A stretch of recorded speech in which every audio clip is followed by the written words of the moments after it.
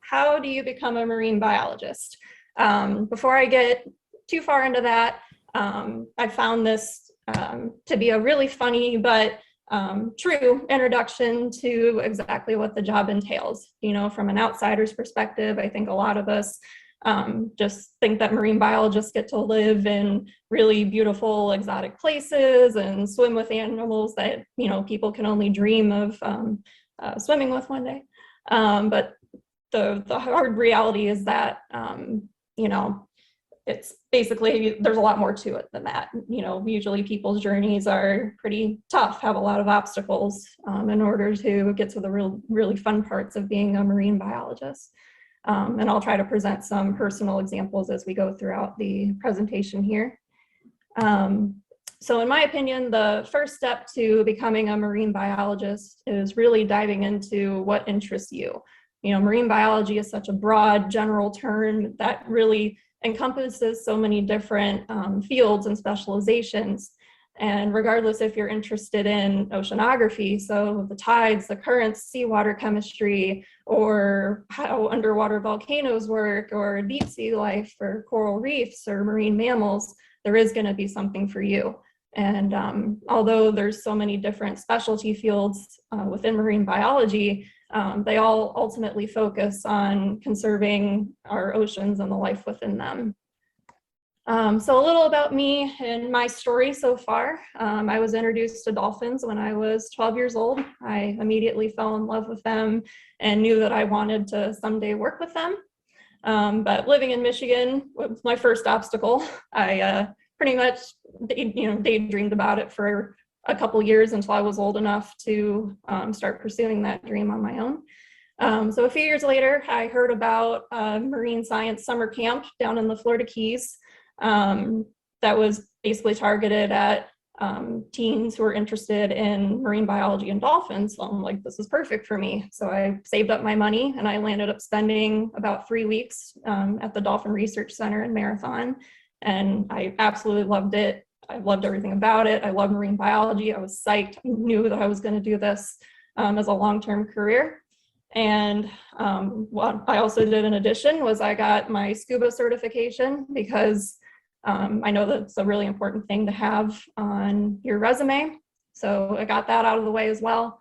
And during my senior year of college, I actually worked with a college counselor, and she was very, very helpful in allowing me to pursue my passion further down the road in college. And I would totally recommend anyone who is in high school at the moment watching to work with a college counselor. I mean, mine was super helpful in terms of like helping me find the perfect school, polishing my application materials, enhancing my test taking skills, and many other things. But I truly don't know if I would have found the school that I attended if it wasn't for her. So definitely recommend doing that. So a few years later, I attended Eckerd College in St. Pete, Florida, and I actually graduated with a BA in psychology and not marine biology, which surprises a lot of people. But kind of the cool thing about this field is that everybody's path to success is different and totally unique. You know, it's not like becoming a doctor or a lawyer where you have to do X, Y, and Z in order to be successful. You know, for me, I chose to major in psychology because I knew in the long term I was really interested in studying the behavior and cognitive abilities of marine mammals. So that's why I chose psychology, and I still to this day want to pursue a grad degree in comparative psychology or animal behavior.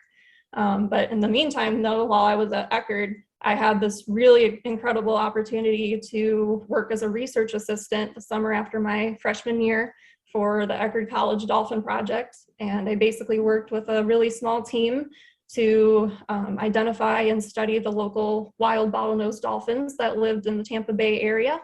And I was introduced to a research technique called photo ID, where we basically photograph the dorsal fins of every single dolphin that we saw, because they're all unique. They all act as fingerprints. So by taking their pictures and logging them into a database, we can learn not only a ton about individual dolphins, but also the entire population as a whole.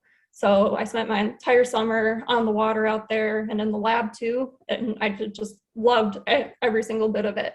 And it kind of hit me in that moment where I'm like, okay, this is actually what I want to do. And this is what I'm going to try and get experience in and, allow myself to be able to do this for a living. So my new plan was to become a marine mammal scientist. So one other thing that I did during my college career to help set myself apart a little bit was I did study abroad. I had the opportunity to pack up, move halfway around the world, and study abroad for a semester at James Cook University in Cairns, Australia. It was absolutely incredible, so much fun. I'll remember all the memories forever, but basically I did it because I really wanted to work on my personal and professional development within the field, and I really wanted to immerse myself in studying more than just dolphins, right? So that's exactly what I did. On my days off every single week, I would go and work for a sea turtle rehabilitation center. And basically we were just caring for sick and injured sea turtles with the ultimate goal of being able to release them back into the wild. And as a volunteer, I was in charge of all the dirty grunt work. I was ridding the tanks of sea turtle poop. I was cutting up stinky, gooey squid and prawns for them to eat, and being in charge of maintaining like the health and the behavior logs of our turtles in our care. But something really cool, right before I returned to the States, actually, I was able to assist with the release of one of the turtles in our care, and it's still doing well to this day. And, I really developed a deep understanding of diseases and threats that sea turtles are facing.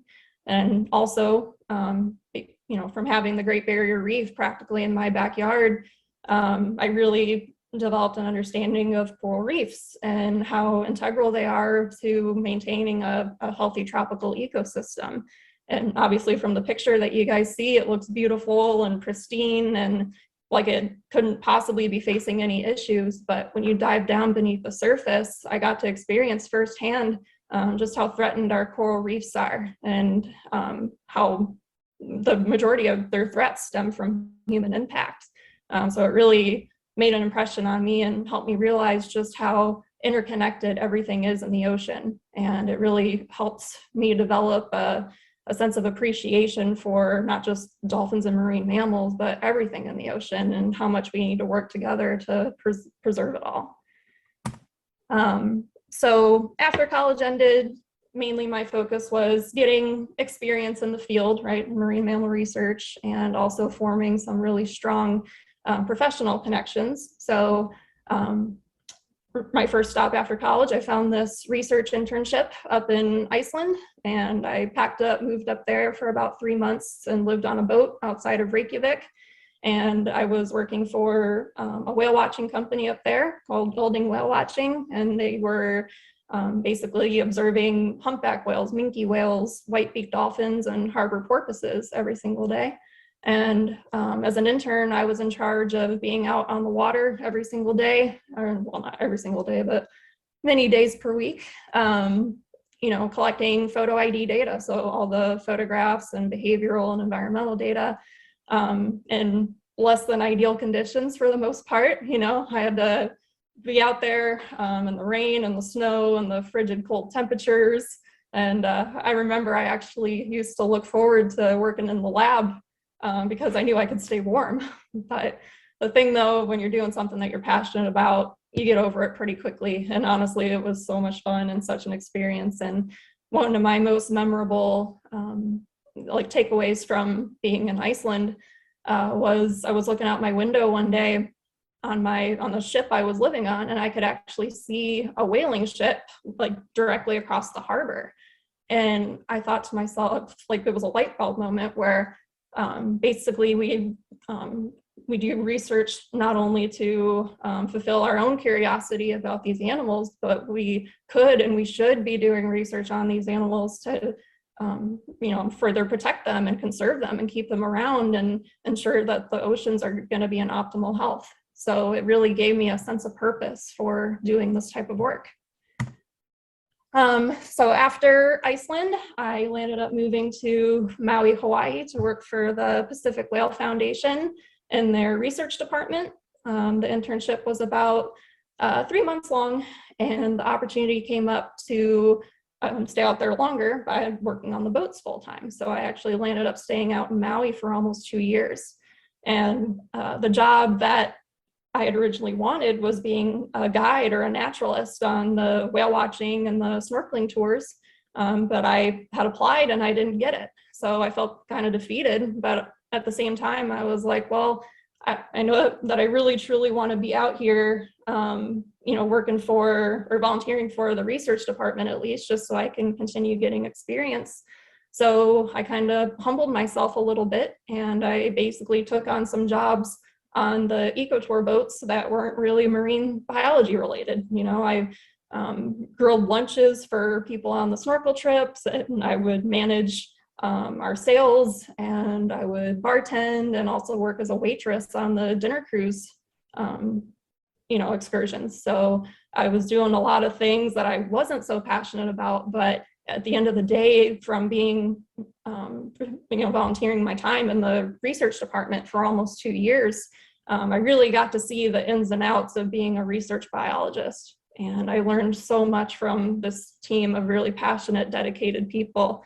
And, I think for the most part, they really taught me the importance of multitasking, being a good multitasker. I would constantly watch them juggle between managing interns and collecting data out in the field and processing a boatload of data in the lab and being interrupted by meetings and having to finish up writing publications and manuscripts to be sent for peer review. So I really got to see the stressful side of the job a little bit, but what was very cool was that all of the people that I worked with, even though they could be stressed out at times, they really truly loved their jobs and they loved being out there. And I could just sense the passion that they had, in their work every single day. So that was a really good experience for me to, go in knowing exactly what to expect with this marine biology kind of field. And I remember towards the end of my 2 years working with them, I kind of took a risk and I said, hey, I love volunteering with you guys, but I would really love to be able to work with you full time. And I know that right now I don't have a grad degree, just like most of you guys have. But, I do have a lot of experience. I put in a lot of time working with you guys over the past 2 years. Would you allow me to kind of break the trend and work with you all full time? And they looked at me and they said no, and it broke my heart. And they said, we'd love for you to continue volunteering, but the reality is this field is very, very competitive. And one way that we can weed out competition is by ensuring that whoever applies has the proper schooling. So of course I was really, really saddened to hear that. I didn't want to leave, and I didn't want to give up on my dream, but definitely, it could definitely cross my mind. I was like, I can't keep doing these internships anymore without making money. So that was kind of my turning point, my lowest point in my pursuit of my career so far. So I really had to sit down and think to myself, do I want to give up? And of course I didn't want to give up. Like, this is my dream. This is my passion. This is what I want to do.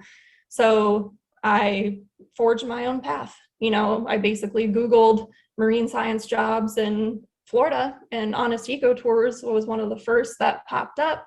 So as I was looking through their website, I was reading about how the dolphins that they watch on a day-to-day basis are residential. They never migrate anywhere. They're always around and, doing all of their daily activities in the, warm, shallow waters around Key West. So I did a little bit more research and realized that nobody was doing any research on the dolphins. So I was a little bit bold. I reached out to the owner of the company, told him my background, and basically suggested that I start up a dolphin research program for him while working on his boats as a naturalist or a wildlife guide. And he said yes. And before I knew it, I was packing up and moving to the Florida Keys. And this was about 1.5 years ago, and I've been with the company ever since. And it's been a lot of fun and such an amazing experience, you know, to be able to take what I've learned from all my previous volunteering and internships and really put it into action. And, you know, luckily for me, I had all of the basic necessary equipment to conduct photo ID for this new company. You know, and I also had an amazing crew working with me who were willing to learn and willing to help not only collect data on the water, but also, you know, just give me ideas on what to research about the dolphins here. So definitely a team effort. I couldn't have done it without them. I'm so thankful for them every single day. But, you know, it definitely came along with some tough times and obstacles. I definitely had countless times where I thought about giving up on this because unlike other previous research positions, you know, we didn't really have a research team, and this was also all volunteer based. You know, we weren't getting any funding from nonprofits or other organizations. It was simply all out of sheer passion for these dolphins. So again, I almost gave up many times, but something within me was like, okay, you got to keep doing this. Something's gonna turn for you. So that's exactly what I did. And we just recently had a company out in Denver, Colorado, kind of kickstart our funding for the dolphin research program. They donated a very generous amount of money to us. That way we can buy some better equipment and maybe even apply for a research permit, which is super exciting.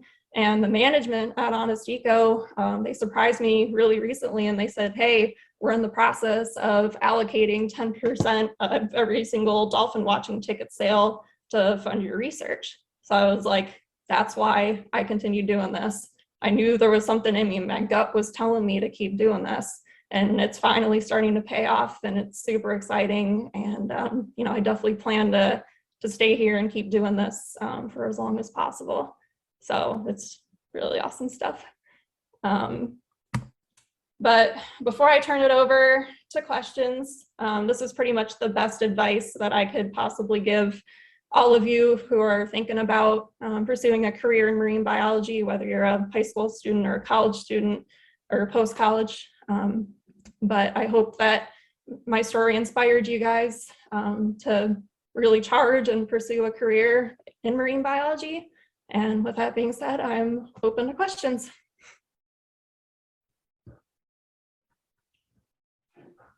Awesome.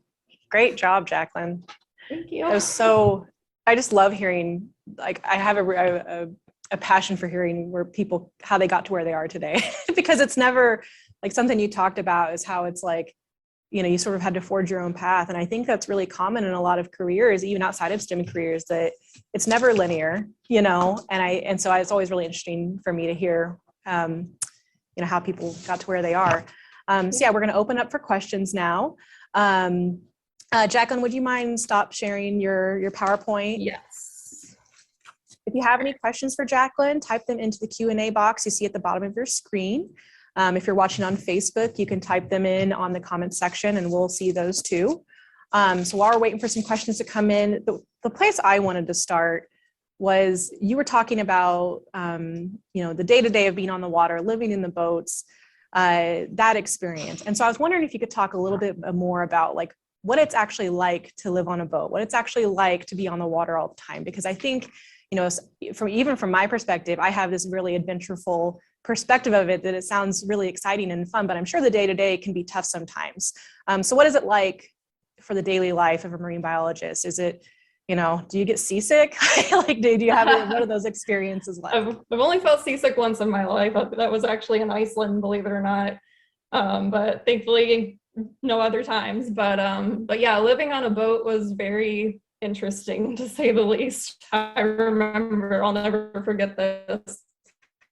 I was, you know, pulling my suitcase up the ramp and headed back towards my bedroom, and the door was so narrow and my suitcase was so fat I could barely fit my suitcase into the bedroom door. And my boss was standing there just kind of looking at me and laughing, and she's like, you might want to condense that down a little bit before you go in there. Like, why'd you bring so much stuff? And I'm thinking to myself, it's Iceland, it's cold, like you need a lot of layers, you know? So it was pretty funny, but living on a boat, it's very tight quarters. The bedrooms are very small. I remember the bed that was mine. I'm tall, right? I'm like 5'10". I had to sleep in the fetal position every single night. I couldn't even outstretch my legs all the way. And, I just had one tiny little ship window and then like a circular form, and it was different. It was very different. It had a little kitchen and like a tiny little living room, and then had to walk across the hall to, the bathroom and the shower. But it definitely wasn't glamorous living. I can tell you that much. It was, I think a one bed, one bath apartment is much nicer than living on a boat for the most part. But it's really cool to say that you've done it. Yeah. It's really amazing to say that you've done it. And it's definitely not for me any longer than a summer. So I realize that about myself. But, for the most part, though, I was out on the water working with a whale watching company, doing research or being in the lab or just traveling around. So I pretty much just, had that as a place to sleep. Yeah. Yeah. That makes sense. Yeah. I can't imagine, you watch some of these movies about these fishermen living on boats for months and months and months. And I just cannot imagine. I think my limit would probably also be a summer. Yeah. And like, thankfully too, for the boat that I was living on, it was in a very calm, protected harbor. Like it was permanently stationed there. So these guys who work on lobster boats and shrimp boats, they're in the elements every single day and huge waves out there and stuff. So I've never done that before. I'd probably get a little seasick, honestly, if I was in their position, but it's definitely doable though. Definitely doable. I think one of the cool things about that one was technically it was an unpaid internship, but housing was provided. So living on that boat was included. So all I had to pay for was food and fun. That's great. Yeah, so we have a question from Margaret, and I was actually going to ask this one as well, because you went on some really cool study abroad programs, some really cool internships. What is the best way for students, undergrads, or what have you, to find volunteer summer internship positions? She says, my daughter has searched online with specific universities, but is there some centralized site, or like how did you go about finding those study abroad programs or those internships that you participated in? So I remember mainly for the most part taking advantage of social media. I would go on Facebook and look up certain nonprofits that I was kind of familiar with and see who they followed. And sometimes it would be job boards. And I heard about a lot of these internships from following those job boards just on Facebook, and then I would go to like their actual website and make sure it was legit and everything. But definitely use the power of technology, the power of social media to your advantage. In today's day and age, finding them online is definitely way more commonplace now than going to job fairs and stuff. And you can definitely still find opportunities at job fairs and meet people that way. I'm not saying not to do that, but to really broaden your horizons and see what opportunities are out there, you're going to want to go online and look at those job boards. I mean, I remember, I think one of the ones that I used when I was, a student in high school and college trying to find positions, Society for Marine Biology is a big one. marinebiologycareers.net is another big one. The Florida Fish and Wildlife Commission, they've got a really good job board. It might even be worth looking up different colleges, like going to their websites, and oftentimes for upperclassmen, they'll have links to job boards on there, so you can see what's out there. And even if you're still in high school and not really focused on getting a job just yet, might as well pull it up and see what they require, so that way you're already ahead of the game.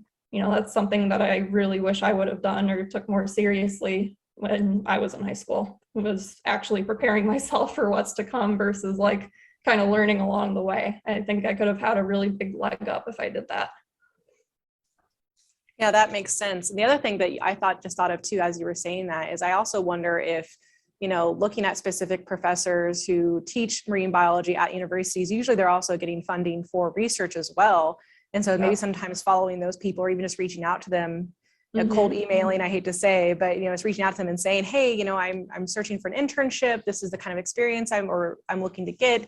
Do you know of anything? And even if they don't, that's a connection. You know, networking is so important in developing your career. Very, very important. I mean, I always, you know, think back to my journey, and I used to think that school was the only most important thing. You know, I had to do well in school. I had to get A's. I had to take honors courses. I had to take, you know, APs or IBs, anything like that, just to show that, like, oh, you know, oh, she's smart. She knows her stuff. You know, she can be brought on to this program, no problem. But the thing is, it's so much more than just school. It really is networking and working with professionals in the field, getting experience, you know, and doing well and showing interest outside of the classroom. And yeah, and just keeping in touch with those either professors or professionals that you're working with, because they'll be able to write you letters of recommendation and, you know, alert you when a job comes up that they think you might like that maybe you wouldn't have otherwise seen.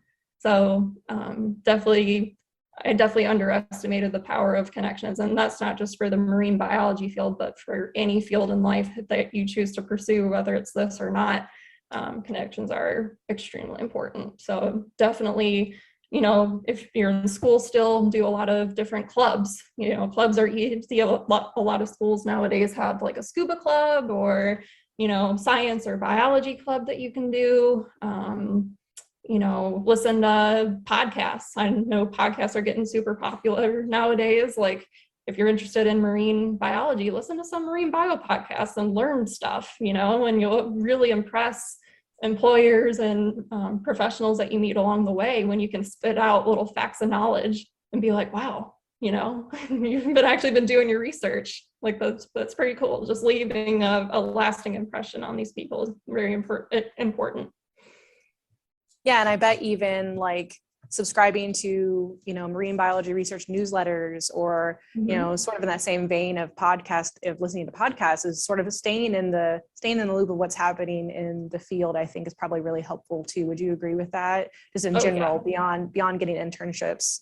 Yeah, I mean, you know, for the most part, as you could tell from my story, internships and volunteer are pretty much all that's available to you, especially when you're in high school or college. You know, it's a lot of unpaid work. You're kind of at the bottom of the totem pole. You're trying to work your way up. So in terms of finding an actual job right off the bat, unless you're like some Albert Einstein and have done every single thing you can do, you know, it's probably not going to happen that way. But definitely, yes. Look for newsletters, look for, you know, social media, just start looking up, you know, marine biology or coral restoration organizations, just anything and everything you can think of, just to kind of see what's out there, engage. You know, the internet is your best tool. It really, truly is. So you mentioned a second ago also suggesting to join clubs at your university or whatever organizations you're a part of. If a school doesn't have a club, are there like Facebook groups or anything like that people can join in lieu of a club? Yeah, absolutely. I mean, there's definitely some like private Facebook clubs that you have to like answer a short questionnaire to join, so that way they can make sure that you're, you know, serious about marine biology and not just some weirdo trying to creep on their stuff, you know, things like that. But you know, definitely do that as well. You know, that's another really, really great way to network and see what's available too. I wish I remembered right off the top of my head what ones I joined before kind of getting my career started, but I'd have to go back and look. But I put my contact info at the end of the presentation, so just DM me and I'll get back to you on that one. But definitely, no. Yeah, and if anyone missed the email address, we can share that at the end too, or send it if someone needs it. They can email us at events@lindahall.org and we can send you her contact information. Yeah, totally happy to help you. Yeah, so someone has asked, as marine biologist, have you ever had any interaction with the aquaculture, fish farming / seafood industries? And if so, what has that relationship looked like? You know, I've never worked for anything related to aquaculture. I have heard quite a bit about, you know, fish farming and eating sustainably in terms of seafood. And, you really should do your research as to where your seafood is coming from. Is it being raised in a fish farm, or is it actually wild caught? And something that I know is a much bigger issue in today's times is, even if it's wild caught, is it still healthy? Because unfortunately, there's a lot of plastics in our ocean in today's times, and they break down so incredibly tiny that fish are ingesting these plastic, and then humans are ingesting the fish, right? So it's a term called bioaccumulation, and it's a big issue. Fish are eating and ingesting this plastic, and they're full. They don't feel a need to eat anymore, so they land up starving and dying. And unfortunately, it's just working its way right back to humans. So that's pretty much the only extent that I know about, like, fish farming and aquaculture and all that.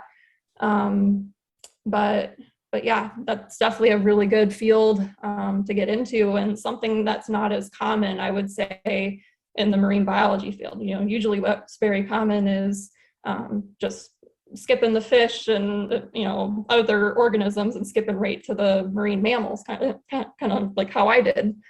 But yeah, I would say if you can get yourself ready for a job in aquaculture, that would be a really good way to set yourself up for success, because it's not as common as other jobs. So for the people who aren't totally familiar with aquaculture, would you mind explaining that really quickly, what it is? Yeah, so aquaculture is basically just making, like, fishing more sustainable. It ties in very closely with the health of the fish in the wild, and also ties in, well, could we farm raise these fish so that way they obviously aren't eating any forms of plastic, and then they'd be healthier. But there's big issues on fish farming of them being so crammed together and diseases being spread and things like that. So aquaculture is just a big umbrella term to specifics about fish and their interactions with people and all that, basically. That's interesting. Sort of tying to that as well, how do you think, you talked earlier about seeing the impacts of climate change when you were doing some of your internships. How do you think that's going to affect the marine biology profession as a whole? Unfortunately, I think that it kind of spells trouble for not only the life that lives in the ocean, but also for people who have centered their entire career around marine biology. I think it's something that's hard to wrap our heads around, because it's not necessarily going to mean that everyone's doomed in our lifetime. It's probably going to take a couple generations and whatnot to get to a point of no return. But I do truly think that because this is such a immediate threat, the best advice, or the best way to really get involved in marine biology, in my opinion, is getting involved with conservation. There's so many things in the ocean that need our protecting, and again, everything's connected. So if one organism or a reef is out of whack, everything else is going to suffer in some way or another. And it may not be immediate; it may take many, many, many years, hundreds of years, whatever. But I do think that if we don't act now and use all of our, our smarts and our technology and funding to help conserve, the oceans and the life within them, then it might spell trouble for future generations in terms of actually having this as an available career.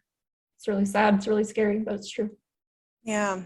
And you mentioned earlier how you ran into some whale hunters while you were on one of your projects. I think I've read before that there's a lot more regulations on that, and maybe it's not happening as often, but is that what you're seeing out there too? Do you see it as commonly as it used to be? Oh gosh, no. I mean, Iceland was one of 2 other countries that continue to whale to this day. It's Japan, Iceland, Norway. everywhere else on the entire planet has chosen to discontinue whaling. And especially here in the United States, we would never accept, one of those countries trying to import whale meat into our country. Like it's illegal. You can't do that. And in many other places, it's just deemed as immoral. Like, why would you ever want to hunt a whale? And Iceland was just interesting because you had on one hand the whaling industry, and on the other hand you had the whale watching industry. And I remember being up there, and some governmental organization, they did a survey basically asking, how popular is whale meat in this country? And a very, very small percentage of like old timer Icelandic people voted that they still are in favor of whaling and they eat whale meat. But I would say over 95% of locals, even in Iceland, said they don't want anything to do with it. So it really is losing its luster. And, I only saw the whaling ship from my boat that I was living on. Thankfully that summer they didn't have really good weather conditions or enough funding to be able to go out more towards the open water and do their thing, hunt whales. But it was pretty scary. It definitely left an impression on my mind seeing the ship and the pulley where they lift the whale up, and then the ramp where it goes on board and all the materials to cut it up and stuff. It was scary. I even drove by like a whale meat processing plant one time, and it's just so sad to see pictures and see it in real life too. It's really scary. But again, we can use all of our research and education and conservation that we're doing today in the marine biology field to prevent it from happening anymore. And I think that's super important. Yeah. So Stephen asked, how important do you find engagement with local communities to be, whether it's in the US or other countries that are adjacent to the areas that you're researching? Do you think it's important for marine biologists to form relationships with the locals? Like, for example, when we start talking about complex issues like indigenous whaling, so do you find in your work that it's important to also, we talked about professional networking, but is it also important to connect with the people that live in the area that you're researching in? 100%. I mean, I remember, in Iceland, it's very mainland European influenced. And a lot of the people that I worked with on a daily basis were from different countries around Europe. So Norway and Germany mainly. But you just want to build rapport, with your coworkers, but also the locals too. The locals are, in some cases, like based on whatever destination you're at, they can be harder to find because, popular exotic places like these are really being taken over by tourism now. But the locals that I did run into, they were always very welcoming and really happy that we were there, trying to research something that's such a big, important part of their culture. And I think that's another really good point to consider is, how much do these locals really admire and rely on marine mammals or just marine animals in general? What do they want to know? What are they curious about? What are they trying to conserve? And then we can come in there and, use our specialties to their advantage and all work together to do what they're hoping will come out of it.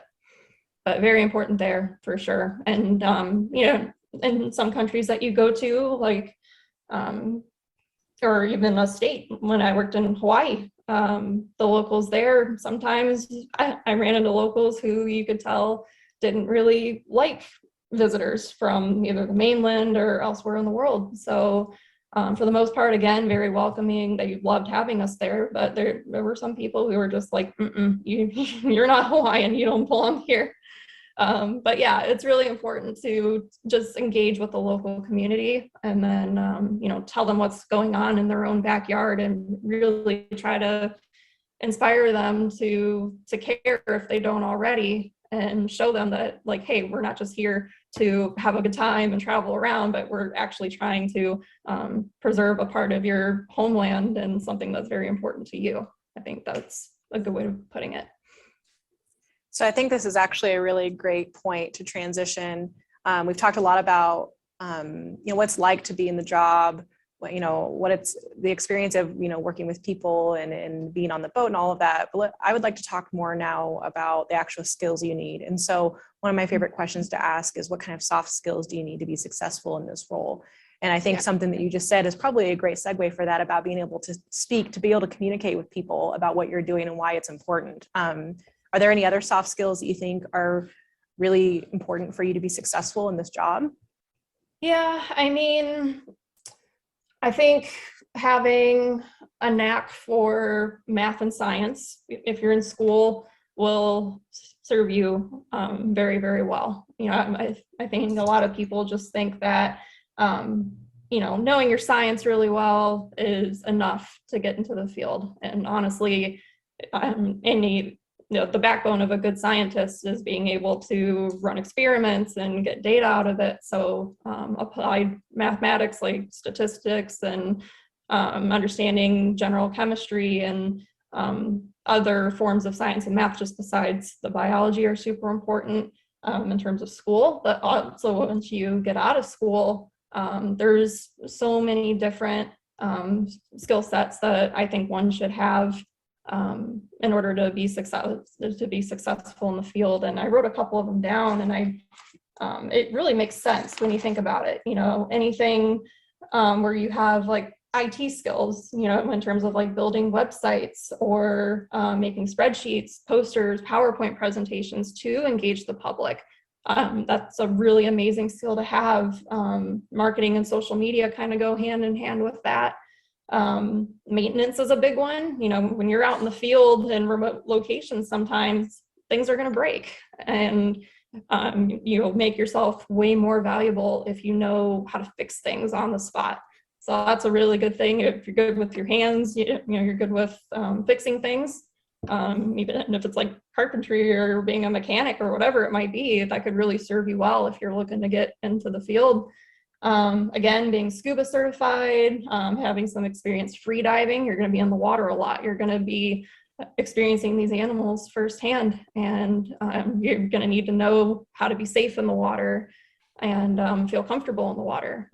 Seasickness too, the more time you spend on boats, the better, for the most part, but learn how to get that under control. I would say also first aid, CPR, those are really good things to have. Again, remote locations, God forbid something happens and you need to act fast to save someone. That's basically required on a lot of jobs. It's having that skill set. Boat handling, having a captain's license or just experience driving a small boat, that'll serve you really well. I would say anything dealing with art or graphic design in order to make materials that you can use for public outreach. If you're really gifted at t-shirt designing or, drawing art, that could be a really good way to get yourself known in the field too. Knowing different languages, if you have to study in different countries where they don't speak English, use languages to your advantage. So what I'm hearing is adaptability. Yes. Is being able to kind of learn as you go and be able to pick up new skills to put in your toolbox, and being versatile, being willing to be versatile, I think is probably really important. The flexibility of that. Mm-hmm. Yeah, being able to adapt to any situation. And I think something that goes a really long way is having a very positive attitude. You're going to be put in situations that are less than ideal. You're going to have obstacles come up in your way, and it's really important to just have that go-getter attitude and be positive and be a light and know that you're making a difference. So even when tough times come along, just know that there's a lot of meaning and purpose in doing this type of work. And you get to work outside, you're on the ocean, like how could you possibly be in a bad mood? But I think that will be just a basic soft skill to have too, just the most basic one, positive attitude. That'll take you a very long way. I think that's really great advice. Yeah, and it's easier said than done sometimes. I'm sure, especially when it's like a hot day on the boat and you're not getting a lot of action from the dolphins, you're probably Yep. just trying to stay Sunburn, positive. windburn. Yep. Been there. Yeah.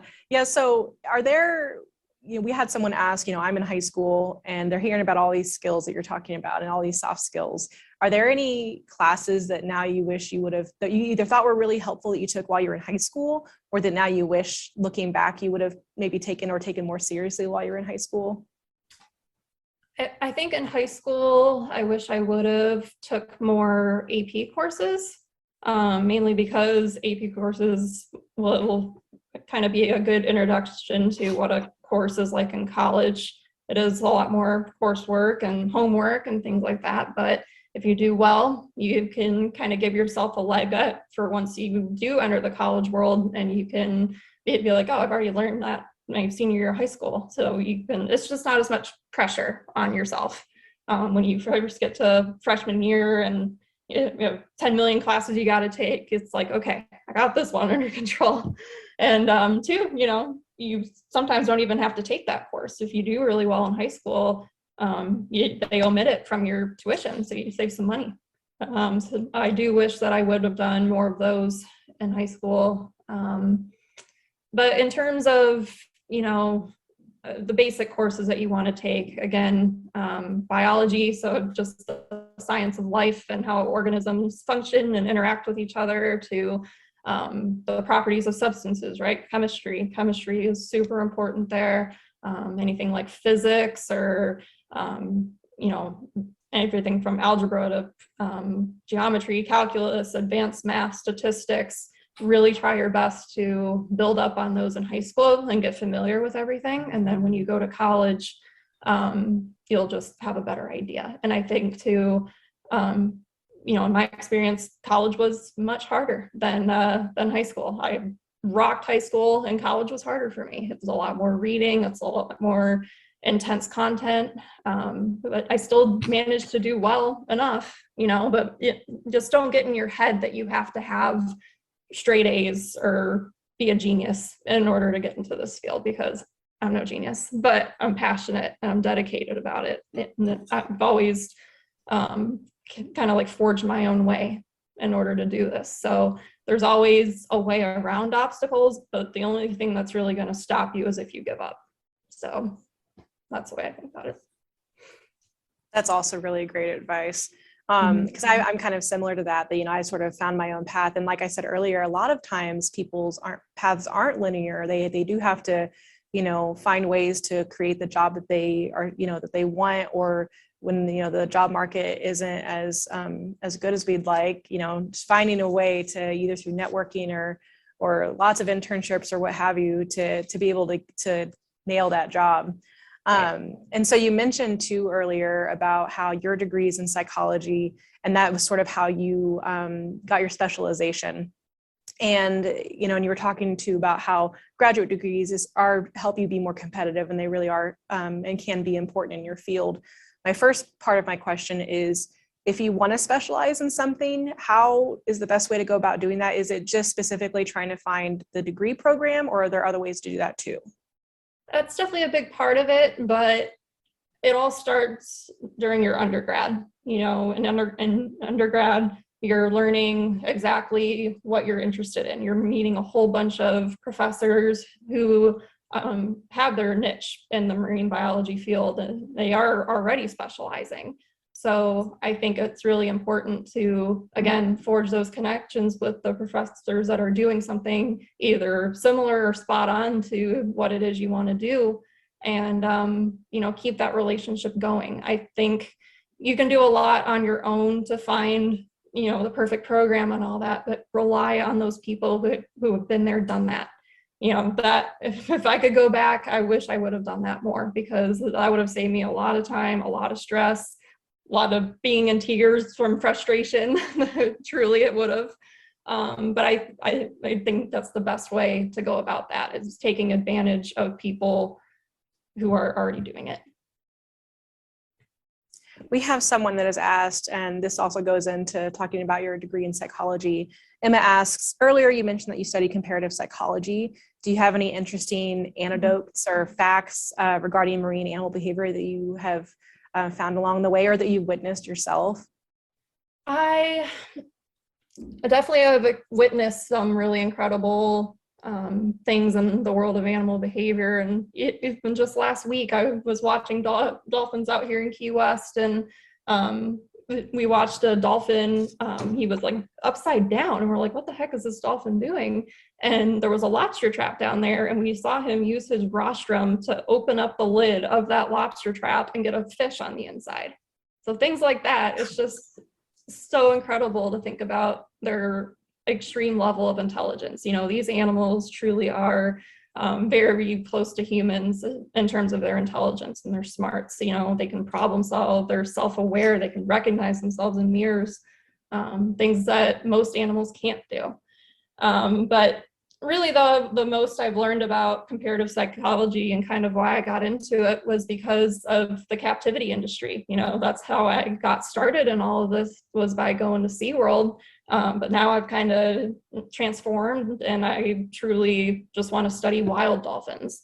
And the reason for that, or part of the reason for that, was doing my research on captivity. And once I really realized how smart these animals are proving themselves to be, I was reading that in captivity, you know, sometimes dolphins will commit suicide. They're so bored, they can literally shut off their brain and forget to breathe.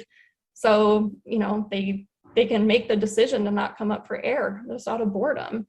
You know, someone explained it to me like this: if you were trapped in a jail cell for 10 plus years and you were given everything you needed to survive, right? You're given water, shelter, and food. The basic necessities of life, and then they let you out and expected you to be happy, would you be happy? No, you'd be probably slightly psychotic or very psychotic. So it's a similar thing for them. And I really realized, I got a glimpse of their behavior and how the natural behavior differed so greatly from their behavior in captivity. And that really sparked my interest for diving deeper into that. So that's why I'm hoping to study that in grad school. And I got to say that when I came across your work, that was one of the things that really interested me about you, because, you know, not being in the field, I came from the perspective of you probably have to have very specific degrees in marine biology, like ocean science, something along that line. And when I saw your experience, I was like, wow, that hadn't even occurred to me, you know, that obviously we need to study the psychology of animals too, to understand conservation behavior, you know, even in their natural environment, or like you said, in captivity. So that was really one of the things that sparked my interest when I came across your work. And I just think that's really neat. And I think it's really neat that people can kind of think outside the box of that. Like, what questions do I have about animals? You know, what is it that I want to know? And how can I mold my career path, my education and my career path into being able to learn about that and study that? That's exactly it. That's exactly it. And also your strengths and your abilities, what you're good at, you know, try to use those pieces of the puzzle too, in terms of any career that you pursue, whether it's marine biology or something else. Like I listed before, you know, IT, language skills, art skills, you know, you can really mold just about anything into marine science. And, you know, that'll really help you stand out. You know, I think a big part of this field is standing out, and competition is very high. It's never easy, but the more things you can do to, you know, increase your skill sets and make yourself stand out differently than the rest, it'll definitely give you a leg up. And that's a big reason why I started the research program. You know, a lot of people were like me before, where they work for nonprofits that study marine mammals, but I was like, okay, I have all this knowledge, why don't I start one myself and just see how it does? So I hope and pray that'll take me far in my career too. But if any of you can do the same thing. Yeah. So we're getting close to the top of the hour. And what you just said was also a great segue to one of our last questions. Someone asked, they said, I get really seasick.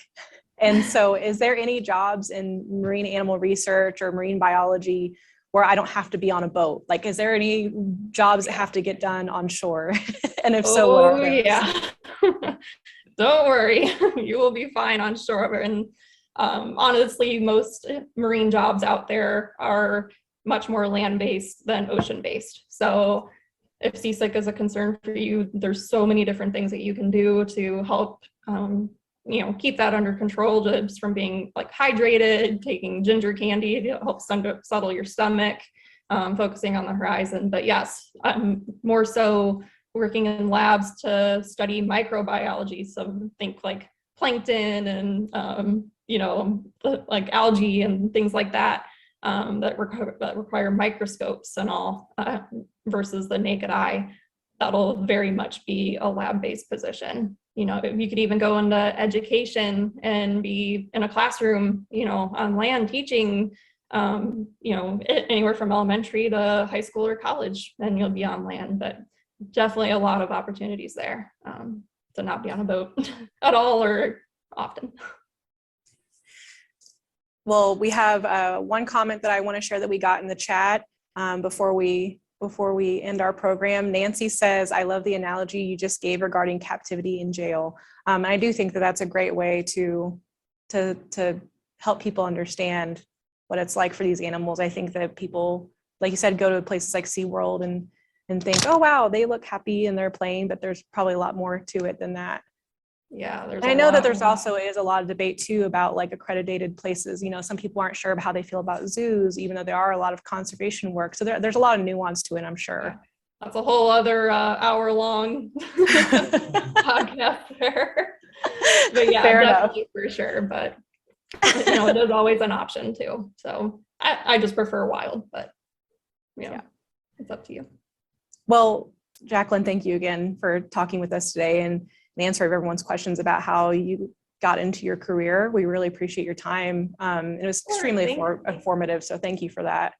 Good, you're so welcome. Thank you for having me. This was great, and I loved being able to talk with everyone.